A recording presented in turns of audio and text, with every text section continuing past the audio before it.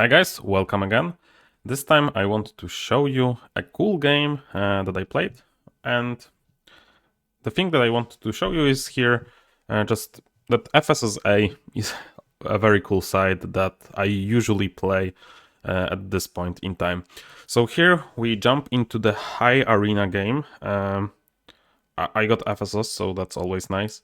Next to me is Giza and Babylon, and there is also Alexandria. So first thing that I like to do is think, before I choose the side, I like to think what is likely to happen in this game.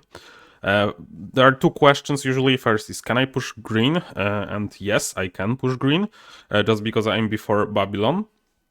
And the second one is, can I push red? And the answer to that is also yes. I will usually choose Ephesus A if both of those are true, because it's more flexible to pushing red or green, just because of the first stage. Let me quickly explain that to you. So naturally we start with Papyrus, that way we can jump into one of the scriptoriums. Then we can grab a gray and then go into either a workshop or apothecary. And then we have, because we start with a papyrus and we have 2 clay on the first side, that naturally changes into laboratory. So it's very easy for us to go scriptorium into apothecary, for example, and then from there we can usually buy all the 4 green cards in the second round. As for the why red is easier, archery range, as you can see, this is wood and ore, stables, wood, clay and ore, training ground, ore and wood. And let's look at our wonder, it's just wood, clay and ore. So that also goes perfectly into red, and that's why I'm picking the A side here. So here we start maybe with not the best duel. That duel is the best for the B side, but it's still pretty good for us. The single stone is actually really nice for buying some of the cards, and one of the reasons that I like Ephesus A more is that all 3 duels are really excellent for us. Like, we are very happy to open any of the duels, and this will happen 70%, 75% of the time. The other card to consider is, of course, East Trading Post. We are next to Giza, who is likely to have a lot of resources. We can pass the duel, so we can also buy from the duel. That is a legitimate line, but I think just the duel here is a little too good for us to pass up. It will provide us also gold, because people will buy those stones. For example, Giza is likely to buy the stone here, and the wood even, so that just sounds lovely. And worth noting is that Alexandria went for A, so that means that he could potentially be interested in green. So here we go into a very bizarre hand. Babylon, as you can see, claims that it wants to do green, and you cannot blame him from the hand that he was dealt. And we have a decision to make. We can even go Stone Pit and try to claim that we are the resource player here. We can try to get this green card. We have the priority on green for the Babylon, so that there is a lot of possibilities that we can play this one. But Giza is pretty weak here. That was a very weak pick, I would say, for Giza here. It doesn't land into any red whatsoever, so I thought that the best course of action here would be to just play red. Also, this is a strong red pick for Alexandria. In 4-player games, usually you want to kind of cooperate with your opposite player. Like, if you are both doing red, you are both doing good, I would say. So that's a funny interaction in 4-player game. Just because of all those things, I decided to go for altar.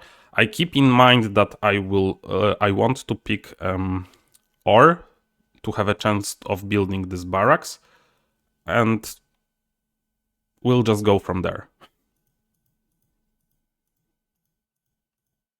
So here is the last duel, that was expected.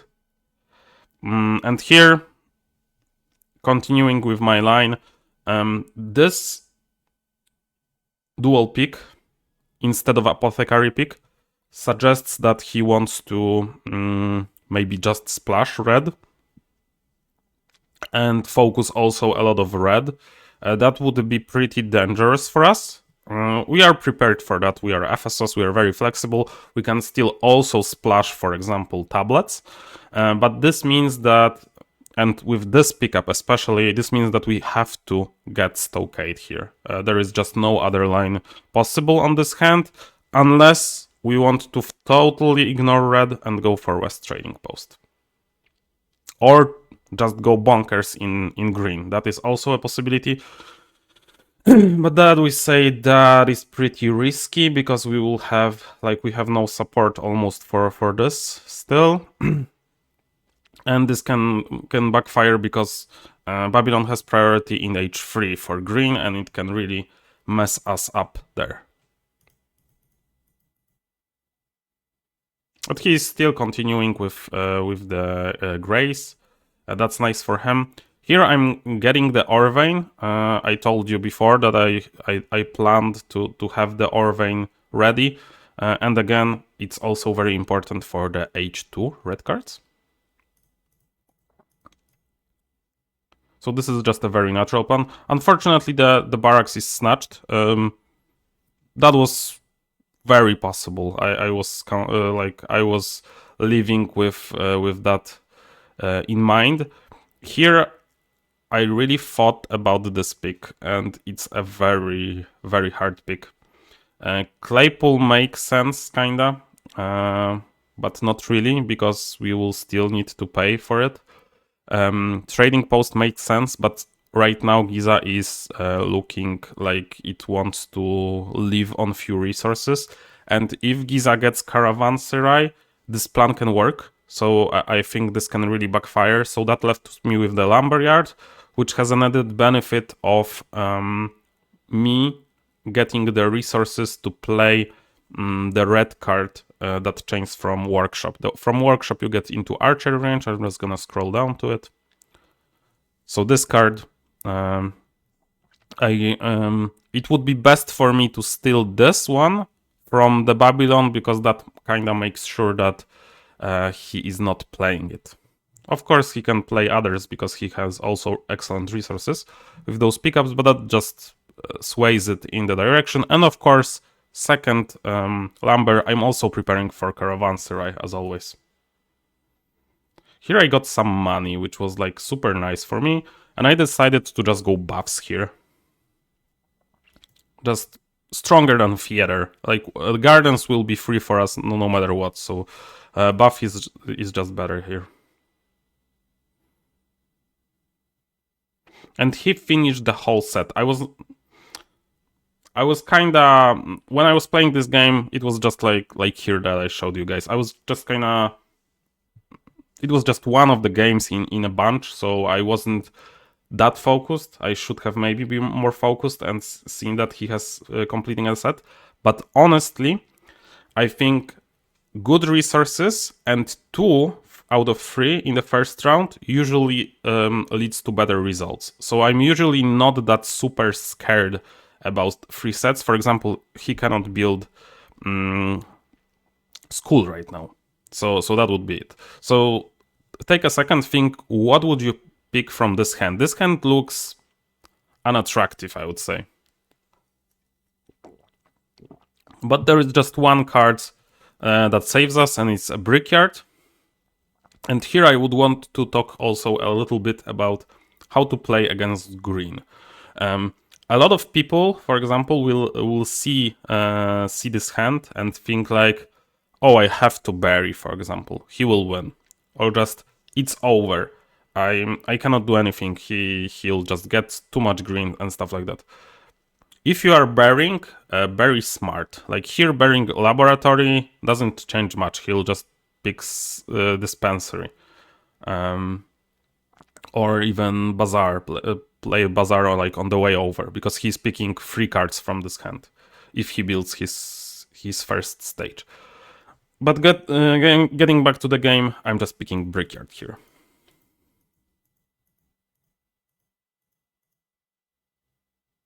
So as you can see, another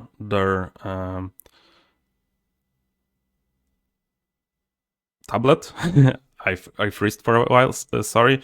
So here I thought, okay, I can hide school, but if I hide school, I'm probably losing red. And when you are playing ladder, you honestly have to play a bit selfish. Like you can hide and you can make those plays, but not at all costs. So I thought that I have to go stables here. Or did I just hide it? I hide it. Okay. Never mind. So here I go archery range. Sorry for blundering. And he was able to build that one. I don't know why. Oh, that's because of the caravans. Yeah. He picked caravanserai. I thought he was not maybe even able to build the school because he had no money, but he got money for the caravanserai. That is also something very smart that this player did. Like, he picked library. He doesn't need that caravanserai whatsoever. Maybe he couldn't even build it. Maybe just fall into his lap. But even if he had the money to buy the caravanserai, it's better to play it because you see that this guy is very inclined to buy it from you. So, looking at the resources right now, you'll get 2 gold from it, and that's excellent. So here I have to go archery range, absolutely. And then there is training or aqueduct. This guy haven't played the stables. He could have, but he hadn't. And I think that was a good choice by him because he doesn't gain anything. So right now, I'm sure that I'm winning red, kinda, I would say. Like, this guy can pick 2 reds, but that would mean that this guy sacrifices this training ground. So here I'm safe to pick aqueduct, actually, which is pretty nice. I can also hide the dispensary from this hand, but that would mean that I would have to hide it again next time. Or count on one of the other players hiding it. That is possible, but I just decided to play for the aqueduct. And he played this one, so I doubt that there will be red loss coming my way.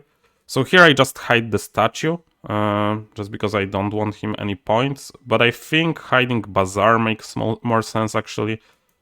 That is a small mistake that I made. And on the last hand, I thought about it. I'm currently playing on 4 resources, which is very nice. Usually you cannot build that many good cards when you play on 4 resources. That's one of the strengths of Ephesos A. And here I thought I cannot risk like them tying me on red. So I just decided to go for stables. I'm very unlikely on 4 resources to be able to make a use of every card that I get, so I need the space, and I'd rather just play the stables than throw a card in the last era.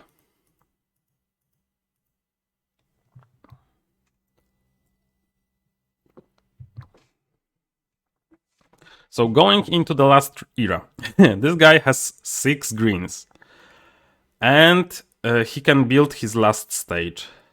So that's like 7. So he's very close to 3 sets. The question is, can he get 4 sets?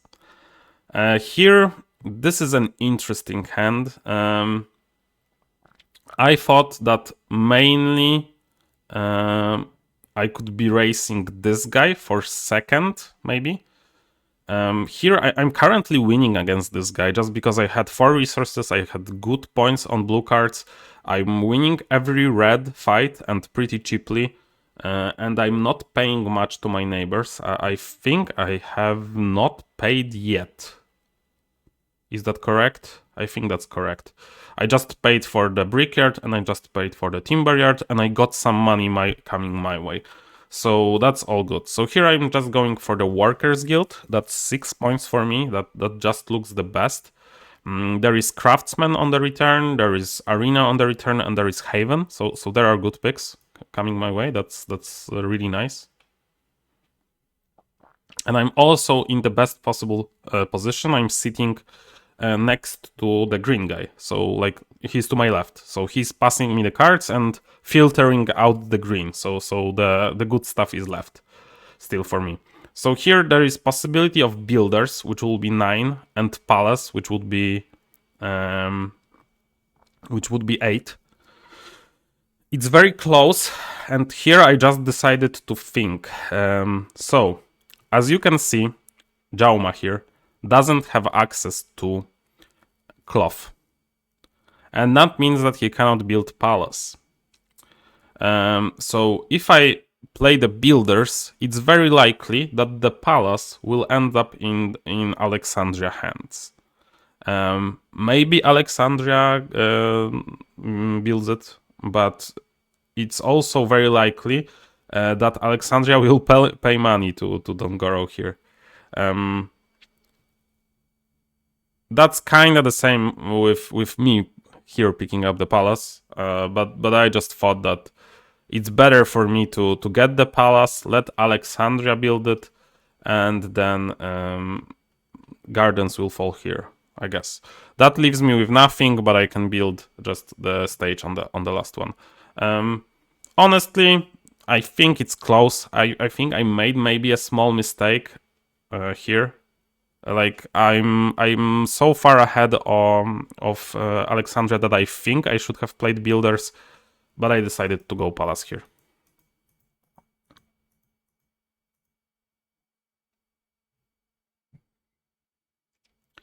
And here is something that I really didn't want to see. There is scientist here and university, so this hand is coming to him. And there is also double red, so there is a small possibility that he'll play double red on the last hand. But I just thought, okay, I'll let Alexandria deal with it. And here I think I just went for Haven. No, maybe not. Maybe I buried Scientist? I don't remember. I think those are the 2 lines that you can take here. I've played Haven, yeah. I decided to go greedy. And finally I get Pantheon on the return. I not really sure how that happened, like what he picked over Pantheon, but I'm very happy to see it, so I'll just play it.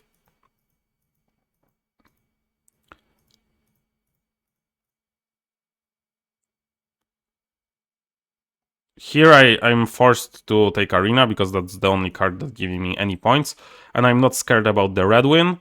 Not anymore after I see the Circus. Of course, I made the decision before. Here the Gardens made its way. I'm really surprised about that, but I decided to just play the Arsenal. Just hide whatever, because there is no high in the game. And as you can see, this guy was able to get 4 sets. 4 sets. But I still won on the tiebreaker. It was very close, very close. If he had 1 more gold, he would have won. If I would have 1 more gold, of course, I would have won as well. Turned out that the builders maybe was not the best pickup here, but, you know, it changed the whole dynamic of the whole table. So, as you can see, 76 points in science, 3 sets. And I just want to focus on 2 things here. First, green is not that strong when it has no support. Like in the new edition, the reason, for example, why in free player the green was stronger, it's because of the altar, for example. You can play the altar and then you have Pantheon and you can, you know, thin out the pool for other players. Like you are gaining a lot of points, but they are getting less points because they have less good picks. He was like playing on 4 cards of resources, but I think he threw twice, so that's like 6 cards. In the end, you know, it was like my score is also really high because I won red cheaply and stuff like that. But he got almost no opposition. Like I've hit one card, and I think one of the other players hit one card. For a guy that's doing so well here, that's really not that much opposition here, I would say. 76 cards, like the reason why green is considered the best and why you play it like that is because green gives you both points and economy with free builds. And also, like, think about it. He played 12 cards, let's say, yeah, that would be 12 cards. So 12 cards for 76 points. That's more than 6 cards, that's 6 and 1/3 or 6 and 1/4. 6 and 1/3 per card. So that's amazing. Usually, when you think about my last era, which was very decent for me here, I got 7, I got 8, but I have to pay 4, so that's, let's say, 7. That was, let's say, 5. That was 5 or even 4, and that was 6. So here I'm building my whole game to average 6 points per card. Meanwhile, he's doing that for the whole game. The reason why I won over him is, of course, because of the cheap red win, but I wouldn't be able to do that if I wasn't there. But generally, that's the reason why green is so powerful, and also why red is so powerful, because you can set up red and just profit. So hopefully you guys enjoyed this and enjoy my too long explanation. See you later. Bye.